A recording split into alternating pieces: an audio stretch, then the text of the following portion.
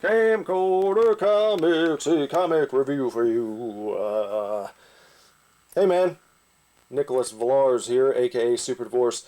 Welcome back to Camcorder Comics, a comic book review program shot, filmed, recorded on a camcorder.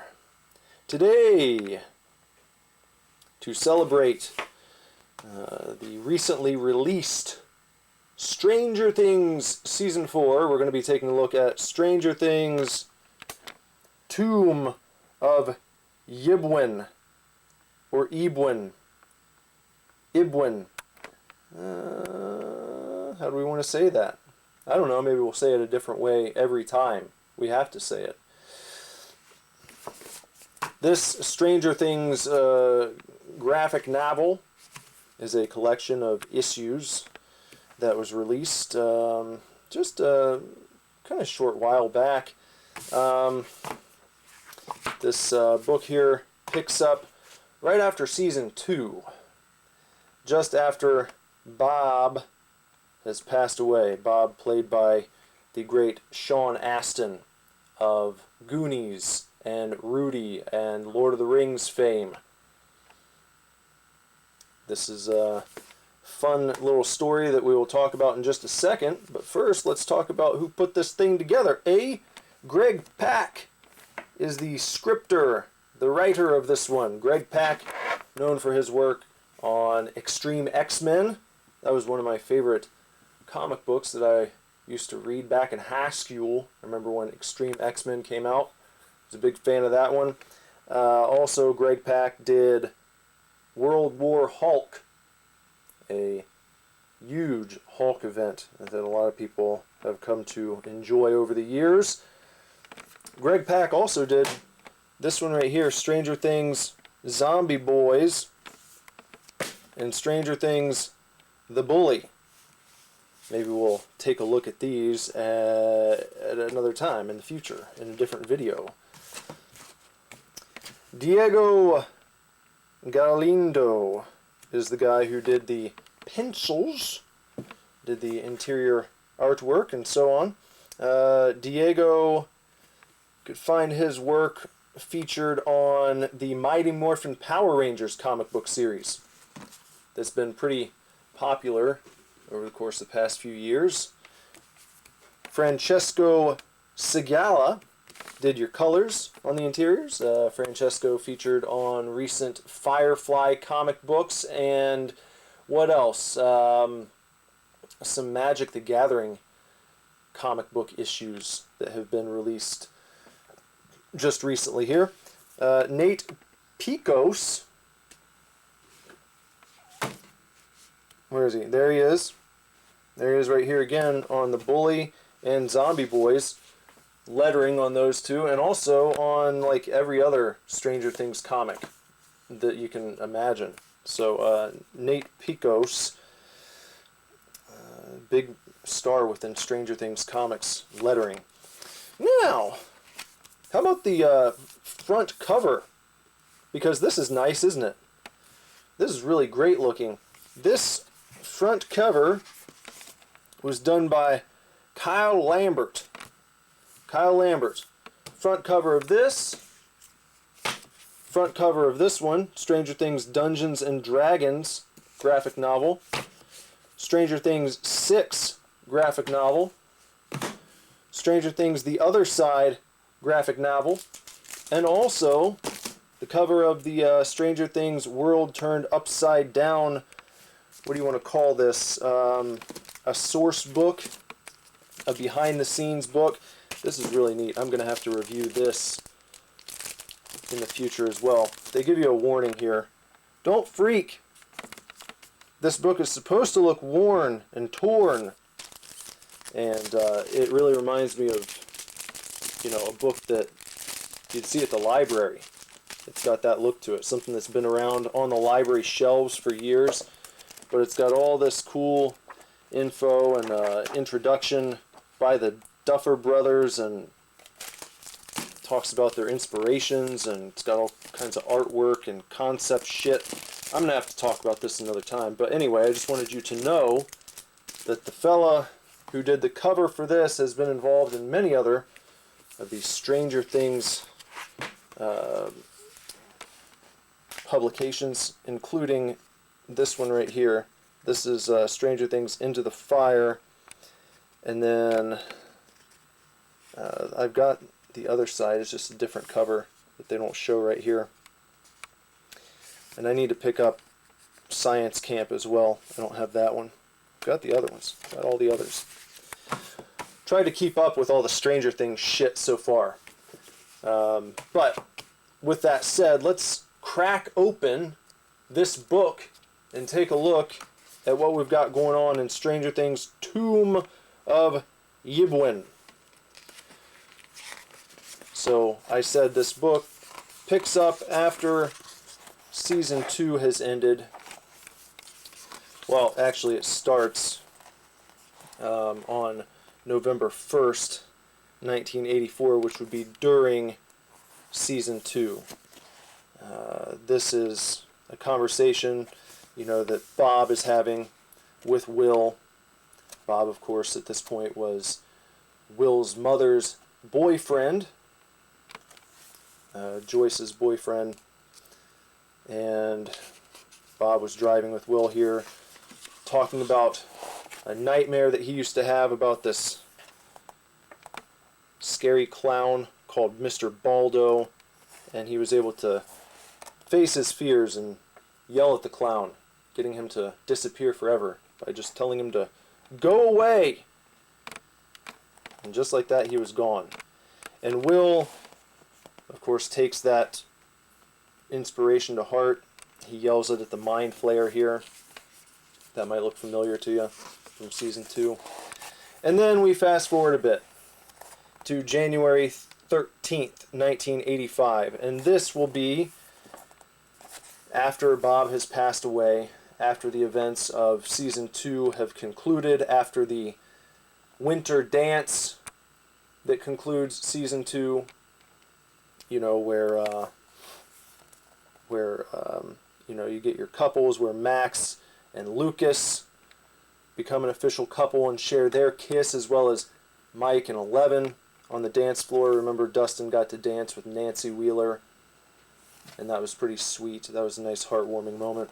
But here's Dustin and Will, and they're the two fellas in this group with no love interest, watching their friends out there, watching Mike and Eleven and Lucas and Max from afar, and they're like, one day we'll find ourselves some ladies. One day all will be well. Back at home, Will walks in on his mother. She's having a rough time still, looking at the Bob the superhero picture on the fridge. Still trying to process the fact that he was gobbled up in front of them. That was a rough moment in Season 2. You hate to see such a stand-up guy devoured unceremoniously. I don't think anyone was happy about Bob being killed off. Would have loved to have Bob stick around for future seasons, but that's the way it goes. So anyway, Will is walking by his lonesome. He decides to head over to Hawkins Middle School. See what his old buddy Mr. Clark is up to. Science teacher extraordinaire and leader of the AV club. He's got a little something to get out for Will here. It's a box that was left by Bob. Many years ago, Bob Newby left this box behind, and inside of it is a bunch of cool shit. You got the founding documents from when Bob first put the Hawkins AV Club together. That's a little bit of trivia for you, for all you canon and lore heads out there. Bob Newby is the founder of the Hawkins AV Club. And so there's this box that Clark gets out, Clark was 1 year behind Bob Newby and kind of looked up to him. He says Bob Newby taught him everything that he knows about AV Club and really got him interested in science and just being a unabashed nerd and wearing it on his sleeve and not feeling guilty about it, not feeling self-conscious about it. That's the kind of guy that Bob was. He just loved his own curiosity and his sense of adventure, and so he leaves his box behind. And not only do you get these founding documents, but also in this box are some kind of Bob Newby artifacts. Not Bob Nudie. It's not that type of. It's not adult themed stuff in here. It's like brain teasers and little novelties and tricks. He was into like riddles and things of that nature. And Mr. Clark thinks that maybe Will would like to take a crack at some of these brain teasers left behind by Bob. So he gets the stuff out, puts it on the desk for Will to go through, and then Will finds a treasure map that he puts together. And where is this? You know, that's something that Will is going to take upon himself, trying to figure out where this leads to.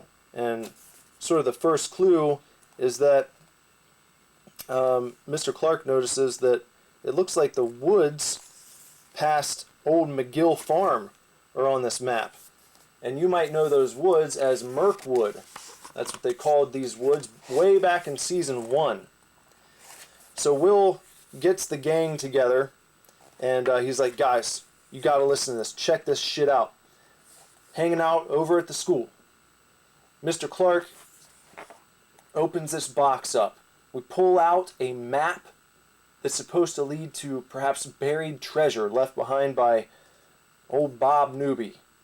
I've got this map in my hands. We need to go now and try to find this treasure. And Will is so excited, and everyone else is just kind of bitching about how cold it is.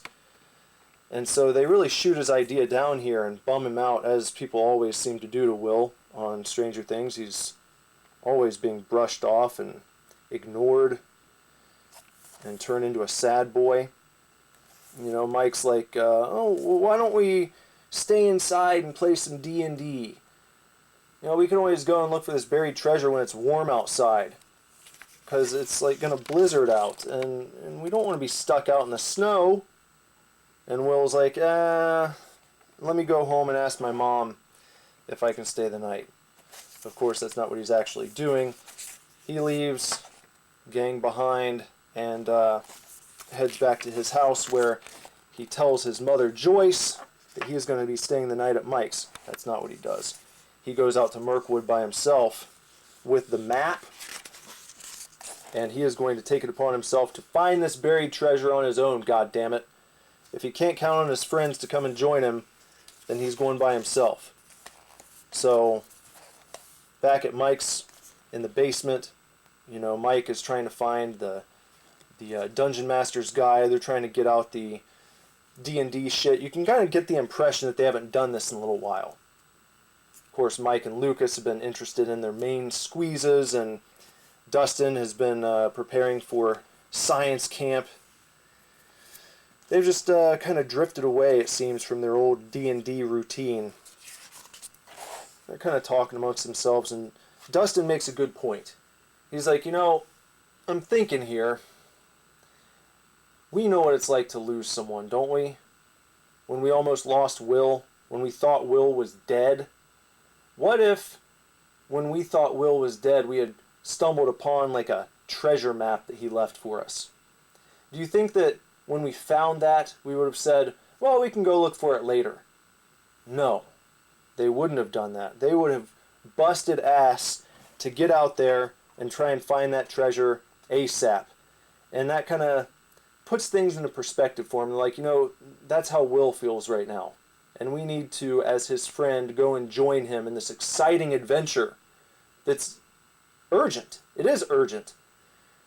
Because Will lost someone that he cared about deeply in Bob. And then you discover this map. And it's almost like you're being spoken to from the grave. by that person that you love so much, the person you cared about. So you're going to get out there and you're going to do it. And that's what they do. So they ride out to Mirkwood. They see Will's bike. They start following his footsteps. Dustin falls down and his feet crash through some ice into the creek. Kind of fortunate because they were looking for the creek. They were trying to find the creek so they can follow it.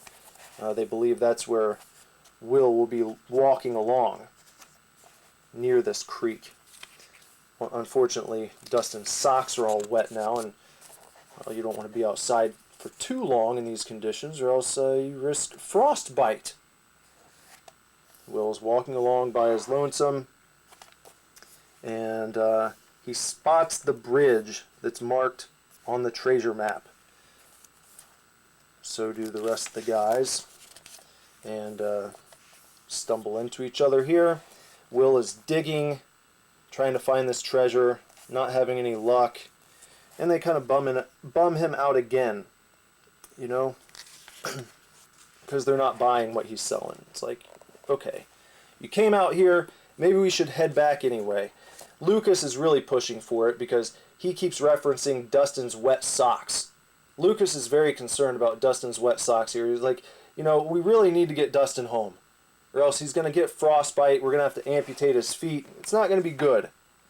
It's going to be no good.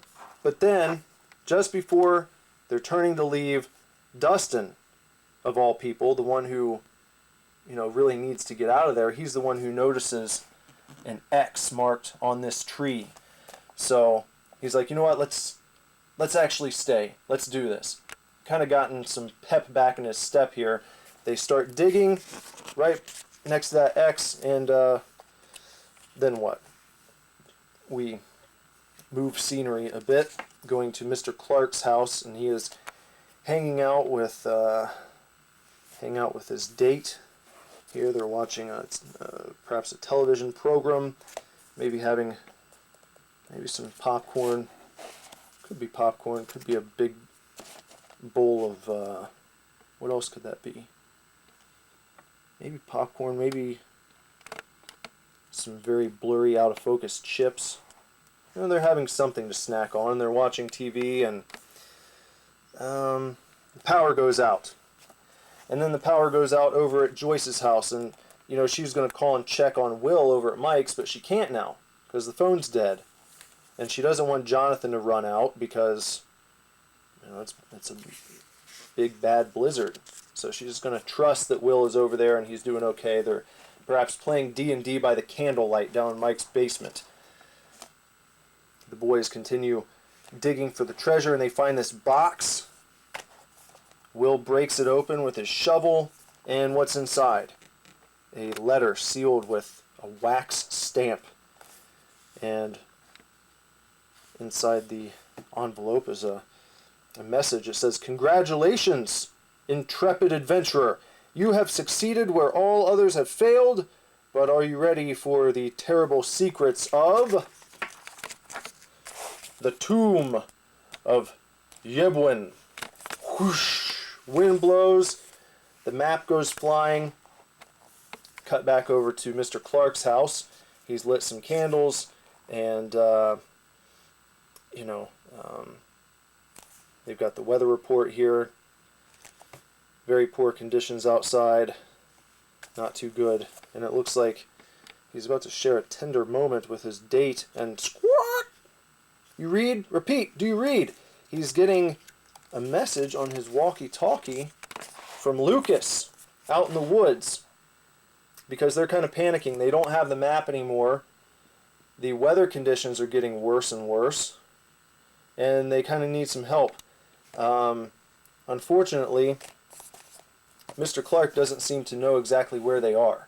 They mention this bridge out in the woods past Mirkwood, but he's never seen a bridge out there. His date, however, has. She saw this bridge when she was out hiking recently. And so she knows where it is, and she can point him in the right direction. So Mr. Clark suits up, and he is going to go out with his toboggan, with his pack. Gets his farewell kiss from his lady, big adventurer style, and he heads out into the night to try and find the boys out in the woods and help them, to give them a helping hand.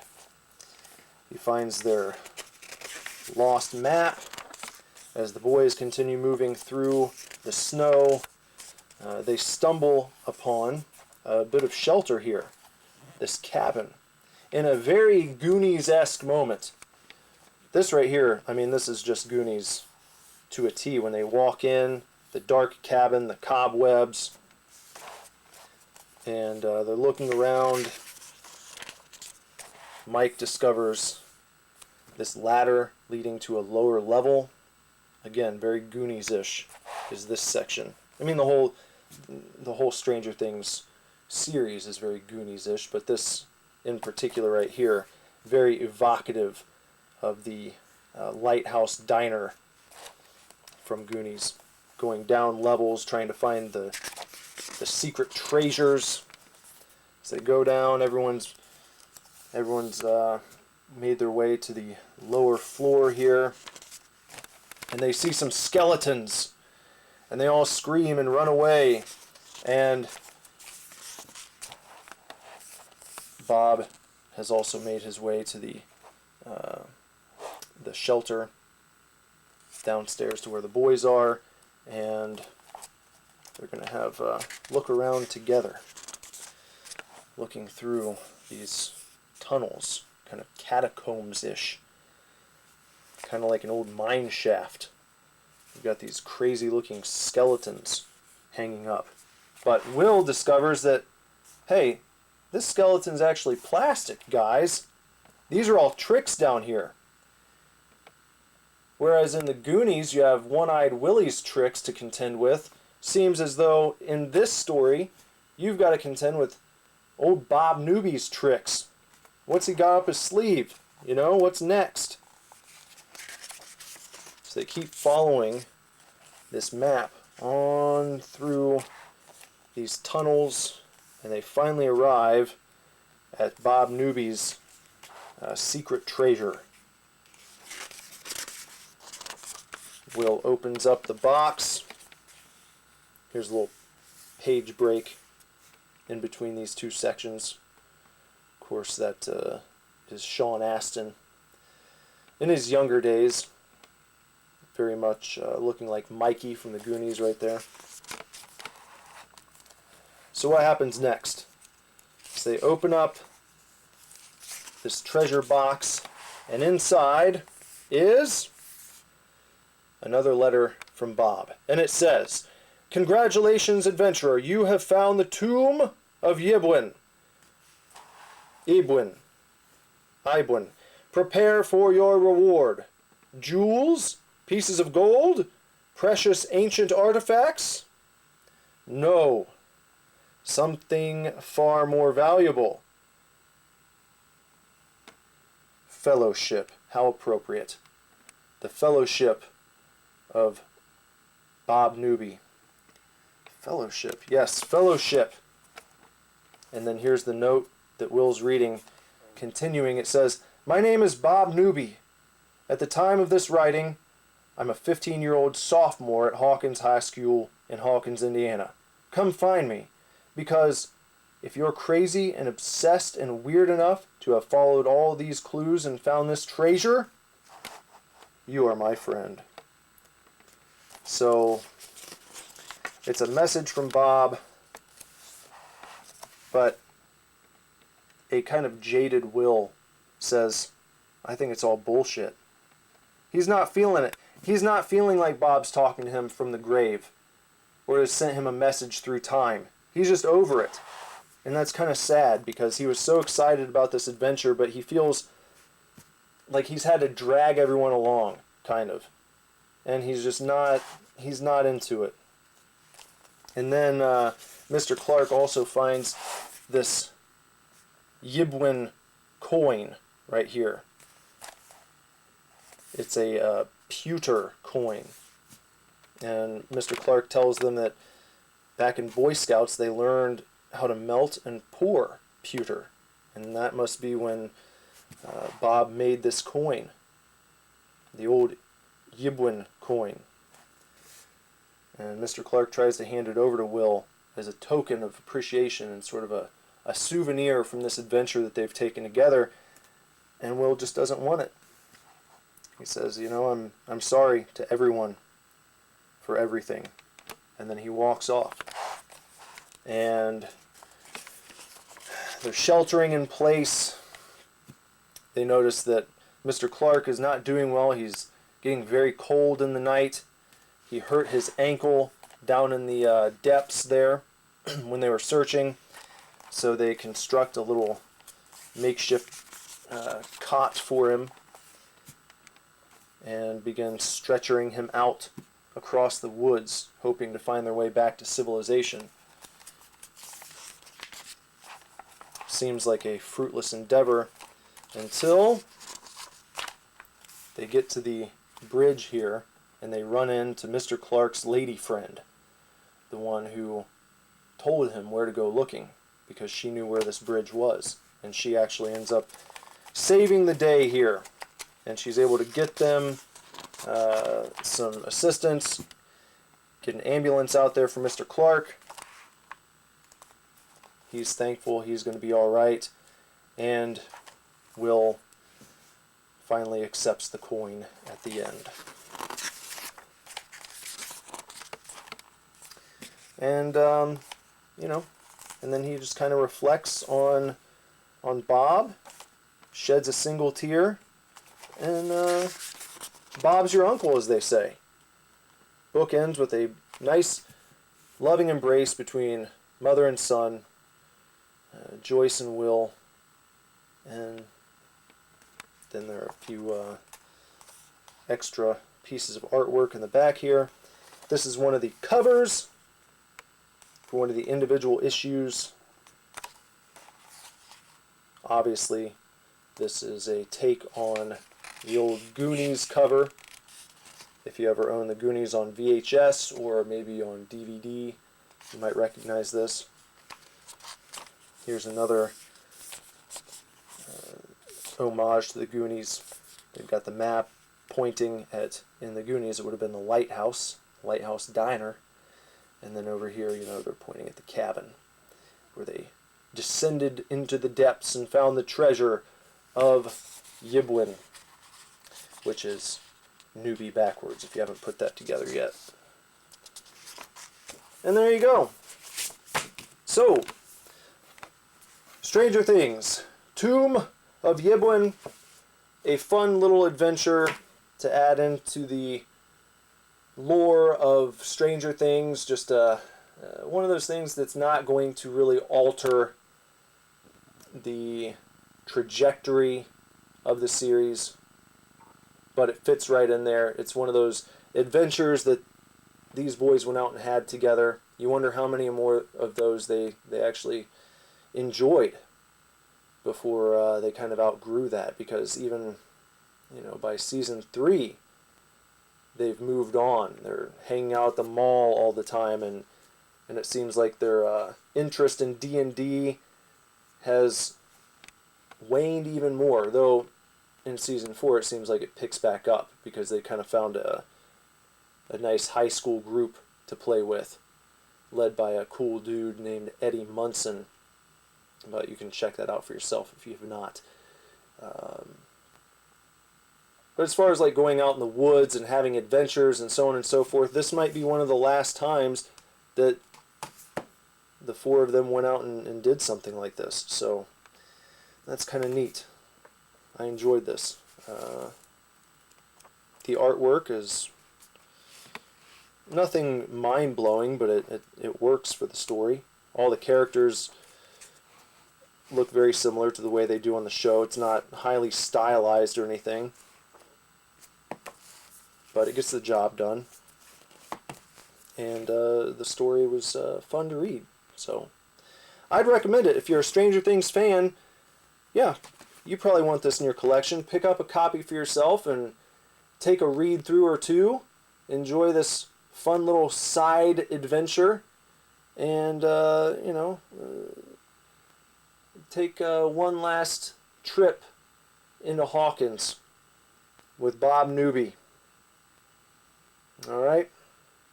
I think that's going to just about do it for this video. So until next time, everyone, take real good care, keep kicking ass, love you lots. Lord willing, I'll be back very soon with another video for you to watch. Bye-bye.